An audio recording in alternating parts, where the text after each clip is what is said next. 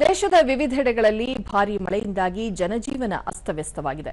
ಕೇರಳಂನ ವೈನಾಡಿನಲ್ಲಿ ಭೀಕರ ಭೂಕುಸಿತ ಸಂಭವಿಸಿದ್ದು, ಸದ್ಯದ ಮಾಹಿತಿಯ ಪ್ರಕಾರ 3 ಮಂದಿ ಸಾವನ್ನಪ್ಪಿದ್ದು, 7ಕ್ಕೂ ಅಧಿಕ ಮಂದಿ ಮಣ್ಣಿನಡಿ ಸಿಲುಕಿರುವ ಶಂಕೆ ವ್ಯಕ್ತವಾಗಿದೆ. ಅನ್ನಕ್ಕಂಫೊಯಿಲ್, ಕಲ್ಲಾಡಿ, ಮೇಪ್ಪಾಡಿ ಅವಳಿ ಸುರಂಗ ಮಾರ್ಗದ ನಿರ್ಮಾಣ ಕಾಮಗಾರಿ ನಡೆಯುತ್ತಿದ್ದ ಸ್ಥಳದಲ್ಲಿ ಈ ದುರಂತ ನಡೆದಿದೆ. ಘಟನೆಯಲ್ಲಿ ಕನಿಷ್ಠ 6 ಮಂದಿ ಕಾರ್ಮಿಕರು ಗಾಯಗೊಂಡಿದ್ದು, ಅವರನ್ನು ಆಸ್ಪತ್ರೆಗೆ ದಾಖಲಿಸಲಾಗಿದೆ. ಈ ಪ್ರದೇಶವು 2024ರ ಜುಲೈನಲ್ಲಿ ಸಂಭವಿಸಿದ ಭೀಕರ ಭೂಕುಸಿತದಿಂದ ತತ್ತರಿಸಿದ್ದ ಮುಂಡಕ್ಕೈಗೆ ಸಮೀಪದಲ್ಲಿದೆ ಎಂದು ಕೇರಳಂ ರಾಜ್ಯ ವಿಪತ್ತು ನಿರ್ವಹಣಾ ಪ್ರಾಧಿಕಾರ ತಿಳಿಸಿದೆ.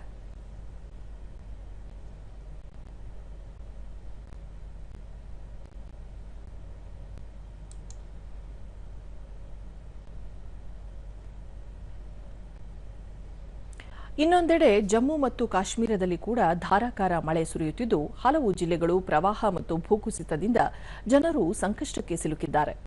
ದೋಡಾ ಮತ್ತು ಕಿಶ್ತ್ವಾರ ಜಿಲ್ಲೆಗಳಲ್ಲಿ ಪರಿಸ್ಥಿತಿ ತೀವ್ರಗೊಂಡಿದ್ದು, ಮನೆಗಳು, ವಾಹನಗಳು, ರಸ್ತೆ ಹಾಗೂ ಸಾರ್ವಜನಿಕ ಆಸ್ತಿಪಾಸ್ತಿಗಳಿಗೆ ವ್ಯಾಪಕ ಹಾನಿಯಾಗಿದೆ. ಹವಾಮಾನ ವೈಪರೀತ್ಯ ಇನ್ನೂ ಮುಂದುವರಿಯುವ ಸಾಧ್ಯತೆ ಇರುವುದರಿಂದ ಜನರು ಎಚ್ಚರಿಕೆಯಿಂದ ಇರಬೇಕೆಂದು ಆಡಳಿತ ಮನವಿ ಮಾಡಿದೆ.